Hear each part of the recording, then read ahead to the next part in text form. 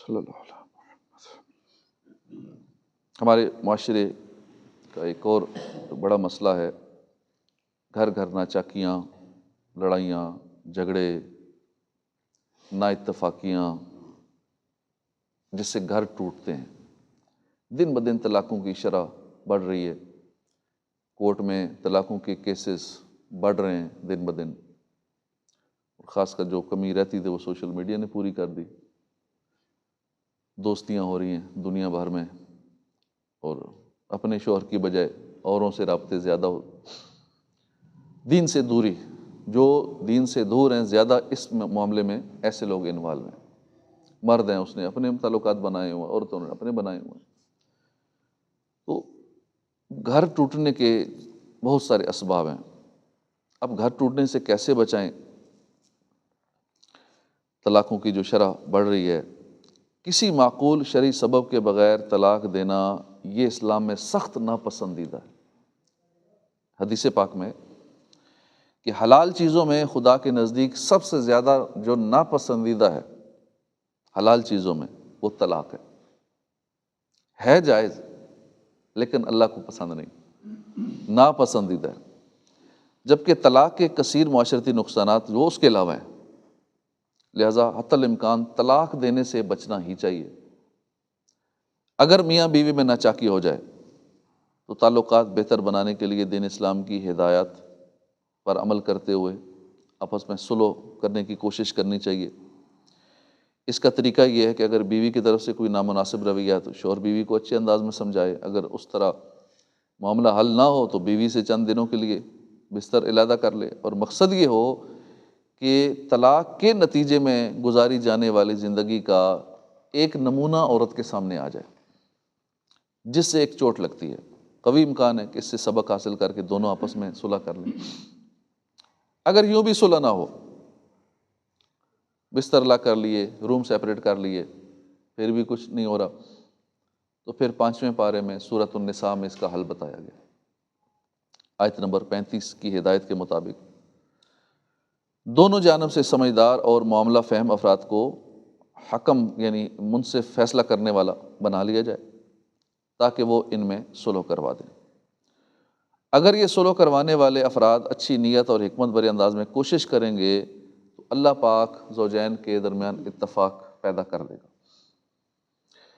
یاد رکھیے، میاں بیوی کے جھگڑے کا حل یہ نہیں ہے کہ فوراً طلاق دے کر معاملے کو ختم کر دیا جائے اور پھر بعد میں افسوس کے سوا کچھ ہاتھ نہ آئے۔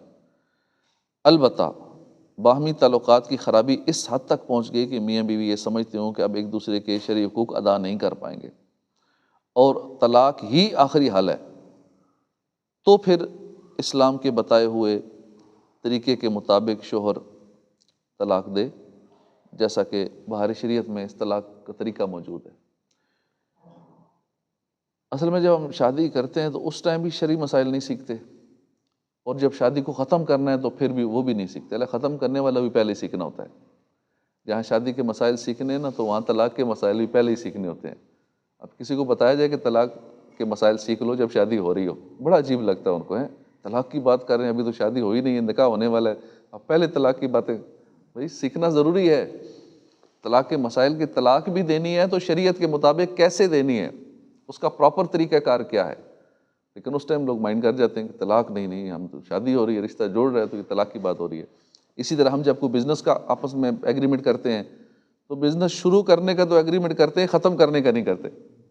اگر بیچ میں نہ چل سکا، آپس میں ناچاکی ہو گئی، کوئی معاملہ ہو گیا، نقصان ہو گیا، تو اب ہم سیپریٹ کیسے ہوں گے اس کی شرائط پہلے طے کرنی چاہیے۔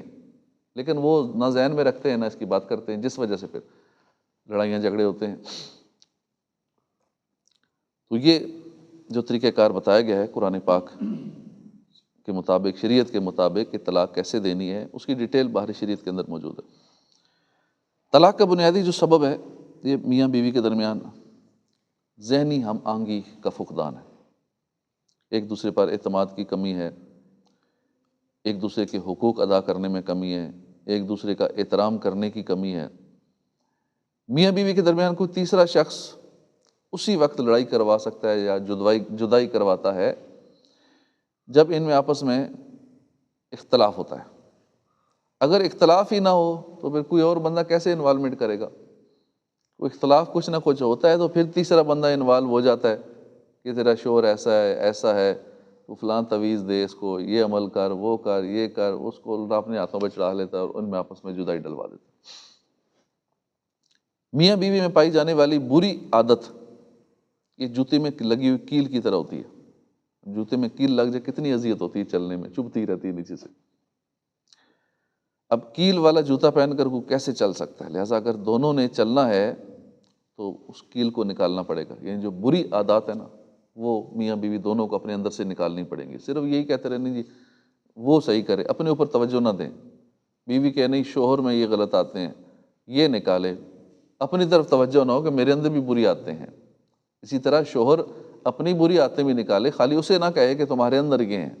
ہم چونکہ صرف انگلی دوسرے کی طرف کرتے ہیں، جو 3 انگلیاں اپنی طرف ہو رہی ہوتی ہیں توجہ نہیں ہے۔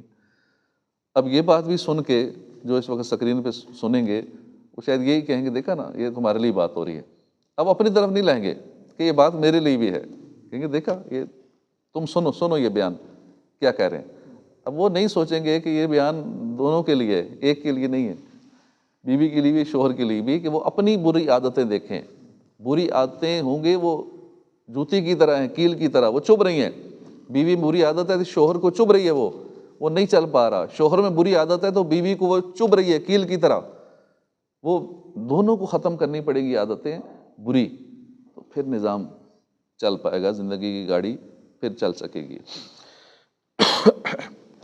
گھر جہاں فرائض و واجبات ادا کرنے سے چلتا ہے، وہیں عرف و عادت اور معاشرتی اور اخلاقی ذمہ داریوں کو پورا کرنے سے بھی چلتا ہے۔ اگر میاں بیوی شک کرتے ہوئے ایک دوسرے کا موبائل چیک کرتے ہیں تو اس طرح اعتماد ختم ہو جاتا ہے، دوریاں پیدا ہو جاتی ہیں۔ اعتماد کرنا پڑتا ہے، جب رہنا اکٹھے ہے، اب شادی ہو گئی ہے، اعتماد تو کرنا پڑے گا۔ جہاں بھی تعلقات رکھنے ہیں تو وہاں اگر شک ہی کرتے رہیں گے، اپنے ساتھ بیٹھنے والے بھی شک ہی کرتے رہیں گے، گھر کے افراد پہ بھی شک ہی کرتے رہیں گے تو نظام نہیں چل سکے گا۔ اعتماد جو ہے وہ ختم ہو جاتا ہے، دوریاں پیدا ہو جاتی ہیں۔ گھر چلانے کے لیے اعتماد اور ایک بنیادی اینٹ کا کردار ادا کرتا ہے۔ جب اعتماد ہی نہ رہا تو گھر کیسے چلے گا؟ اگر میاں بیوی میں کسی سے کوئی غلطی ہو جائے تو اپنی غلطی کو مان لینا چاہیے۔ بڑا مسئلہ ہمارے معاشرے میں یہ بھی ہے، غلطی نہیں مانتے، سوری کرنے کی تو عادت ہی نہیں ہے نا، نہ شکریہ ادا کرنے والی عادت ہے، نہ سوری والی عادت ہے، اور نہ بچوں کو سکھاتے ہیں یہ چیزیں۔ بہت کم خوش نصیب لوگ ہوتے ہیں جو یہ چیزیں سکھاتے ہیں، تھینک یو کہنا، شکریہ ادا کرنا اور معافی مانگنا، سوری کر لینا۔ نہ سوری کا دل کرتا ہے نہ شکریہ۔ اب جب بندوں کا نہیں شکریہ ادا کر سکتا تو اللہ کا شکر گزار کیسے بنے گا؟ تو اس لیے کوئی بندہ ہمیں کچھ بھی ہم پہ احسان کرے، کچھ کرے، شکریہ کی عادت بنائے۔ وہ ہم سے مل بھی لیتا ہے تو مہربانی اس کی، شکریہ بھائی آپ ہم ملیں، ملنے آ گئے ہم سے، شکریہ۔ آپ نے ہماری دعوت قبول کر لی، شکریہ۔ آپ نے ہمیں دعوت کھلا دی، شکریہ۔ شکریہ کی اور سوری کی۔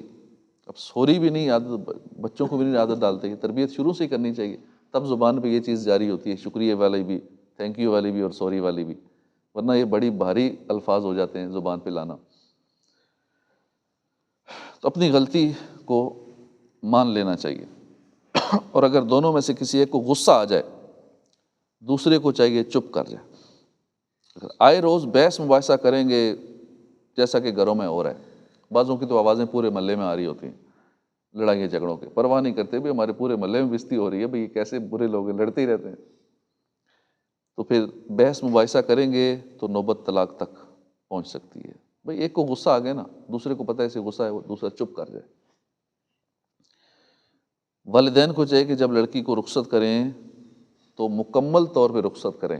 یہ والدین کا بھی بہت بڑا کردار ہے لڑکی کا گھر اجاڑنے میں۔ وہ سمجھ رہے ہوتے ہیں ہم بڑی ہمدردی کر رہے ہیں اس سے، والدین سے مراد کے بہن بھائی سارے اس کے وہاں، سارے خاندان والے، میکا کہتے ہیں نا جس کو، وہاں سے۔ اب وہ والے جب سپورٹ کرتے ہیں نا تو پھر وہاں معاملات گڑبڑ ہوتے ہیں۔ لڑکی کو سپورٹ مل جاتی ہے، ٹھیک ہے میں جو بھی کروں میرے ہے نا پیچھے۔ مزید کو تھوڑا سا معاملہ ہو جائے تو وہ مزید بھڑکائیں گے، اب تو نے یوں کرنا ہے، اب ایسے رہنا ہے، اب دبا کے رکھنا ہے، خرچہ دبا کے ان کا کرنا ہے، پتہ لگے ان کو یہ کرنا ہے وہ کرنا ہے، وہ پٹیاں پڑھائیں گے۔ اب وہ اس کا نقصان کر رہے ہیں، وہ اپنی بیٹی کا گھر اجاڑنے کے لیے یہ سارا کچھ کر رہے ہیں۔ یہ بیوقوف لوگ اس طرح کرتے ہیں۔ سپورٹ کرنے کے بعد جب رخصت کر دیا ہے نا تو مکمل رخصت کر دیا ہے۔ اس کے ذہن میں بٹھائیں بھی تیرا وہی گھر ہے، تیرا جینا مرنا وہی ہے، اس کے ذہن میں بھی یہ چیزیں ہوں گی، بس میرا یہی گھر ہے. اب وہ برداشت کرے گی، صبر کرے گی، اس سے کچھ معاملے کو سلجھانے کی، آگے نظام کو چلانے کی کوشش کرے گی، ادروائز گھر ٹوٹے گا. تو والدین کو چاہیے پورا رخصت کریں اور ان دونوں میاں بیوی کے معاملات میں مداخلت نہ کریں، بے جا مداخلت نہ کریں.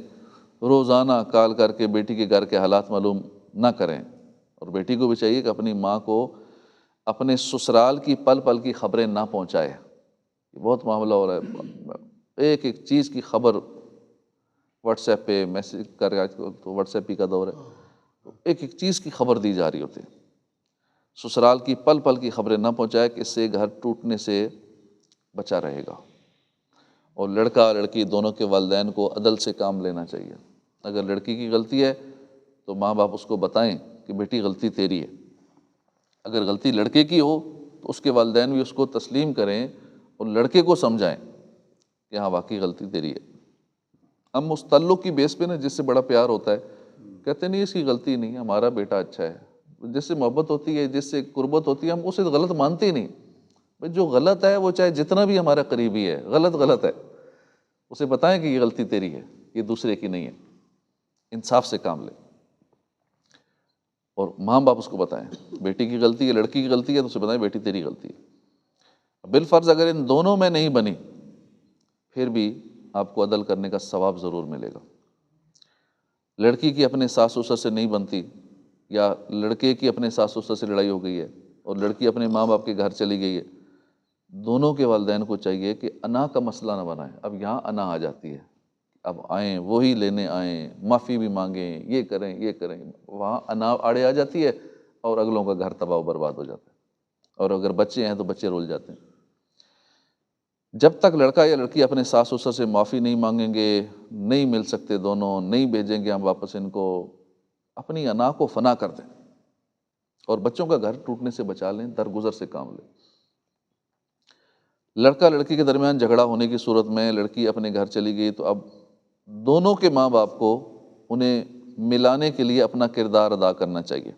ہمارے یہاں الٹ ہوتا ہے، گرتی ہوئی دیوار کو ایک دھکا اور دو. جو پہلے ہی جدا ہو گئے، الگ ہو گئے، اب مزید ان میں اختلاف اور بڑھائیں گے. ہاں یہ کیا تھا، ایسا کیا تھا، نئے نئے طریقے، نئی نئی پٹیاں پھر پڑھائیں گے. بلکہ ہمارے تو یہ سوشل میڈیا بڑے اس میں اہم کردار ادا کر رہے ہیں، کیونکہ ہماری ہر باتیں سن رہے ہیں نا. یہ موبائل بند بھی ہو تو ہماری ریکارڈنگ ہو رہی ہے. یہ جب سنتا ہے کہ ہاں میاں بیوی میں لڑائی ہو رہی ہے، اب جیسی بیوی موبائل کھولے گی، اس کو جو ریلز آئیں گی، اس کو جو سارے باتیں آئیں گی، وہ وہی آئیں گی کہ شوہر کو ایسے کرنا ہے، یہ کہنا ہے، یہ جواب دینا ہے. ادھر مرد کو بیوی کے خلاف باتیں آئیں گی. تو ایک تو اس کا بھی بڑا کردار ہے بیچ میں آپس میں اور اختلافات بڑھانے کا، جدائیاں ڈالنے کا، کیونکہ ہماری نفسیات سے کھیلتا ہی ہے. ہماری نفسیات کے مطابق یہ سارے معاملات چلا رہے ہیں. ہماری ایک ایک چیز کا اس کو زیادہ پتہ ہے، کیونکہ نوٹ کر رہے ہیں، ہماری ہر بات یہ نوٹ کر رہے ہیں. آپ ابھی کپڑے کی باتیں کریں، ادھر سے کپڑے کے ایڈ آنے شروع ہو جائیں گے. کسی موضوع پہ آپ بات کریں، اسی چیز کی طرح ہے، کیونکہ اسے پتہ ہے ہماری ہر چیز کی. وہ اسی لیے وہ ٹارگٹ آڈینس کرتے ہیں نا، جو ایڈ چلاتے ہیں، بالکل ٹارگٹ تک پہنچتے ہیں کہ جس نے کپڑا خریدنا ہے اس تک ایڈ جائے گا. کیونکہ اس نے کپڑوں کی بات کی تھی کہ میں نے کپڑا لینا ہے یا میں نے گاڑی لینی ہے، تو وہ گاڑیوں کے ایڈ اسے آئیں گے. یا کچھ جو بھی دنیا بھر کی بات کرے گا، انہیں پتہ ہوگا فلاں نے یہ بات کی تھی. اب ڈیٹا ان کے پاس موجود ہے، اب وہ ڈیٹا ایسا پروسیس کرتے ہیں کہ بس وہ جو آڈینس ہی کو ٹارگٹ کرتے ہیں، ایگزیکٹ اسی آڈینس کو جس نے وہ چیز پرچیز کرنی ہے. تو اس لیے اس کا بھی ایک مین کردار ہے ان چیزوں میں. پھر اس سے بھی مزید وہ پٹیاں سمجھو یہ بھی پڑھاتا ہے، سوشل میڈیا پہ ہمیں پٹیاں پڑھاتا ہے، شوہر کو الگ بیوی کو الگ، کہ تم یہ کرو وہ تم یہ کرو. اب کیا ہوتا ہے، دوریاں بڑھتی چلی جائیں گی، آپس میں گھر تباہ و برباد ہو جائے گا. تو اس لیے جب ایسا معاملہ ہو جائے تو والدین کو بھی وہ سوشل میڈیا والا کردار ادا نہیں کرنا چاہیے کہ اسے مزید پٹیاں پڑھائیں. پہلے ہی دور ہو چکے ہیں، روٹ کے آ گئی ہے اور مزید ان کو دور کیا جا رہا ہے، گھر تباہ و برباد کرنے کی کوشش کی جا رہی ہے. تو باہمی جھگڑا جب ہو جائے تو پازیٹیو کردار ادا کرنا چاہیے، تاکہ دونوں کے سامنے ان کی اچھی باتوں کا، اچھی عادتوں کا ذکر کرنا چاہیے کہ تیرے شوہر میں دیکھو کتنی یہ بھی اچھی عادت ہے، یہ اچھی عادت ہے. اسی طرح شوہر کے جو لڑکے کے والدین ہیں اسے سمجھائیں کہ دیکھو تیری بیوی میں ٹھیک ہے خراب عادتیں ہیں، ساتھ یہ اچھی عادتیں بھی ہیں، یہ خوبی ہے، یہ خوبی ہے، فلاں خوبی ہے. تو یوں ایک دوسرے کی اہمیت پتہ چلے گی، اور ہو سکتا ہے اس طرح آپس میں دونوں کی صلح ہو جائے. تو اگر ہم غصہ، ضد اور بحث سے بچ جائیں نا تو ہمارے گھر ٹوٹنے سے بچے رہیں گے، گھر بس جائیں گے۔ یہ ضد ختم کر دیں، کیونکہ عموماً غصے کی وجہ سے گھر تباہ ہو رہے ہیں، ضد کی وجہ سے گھر تباہ ہو رہے ہیں، بحث مباحثے کرنے کی وجہ سے گھر تباہ ہو رہے ہیں۔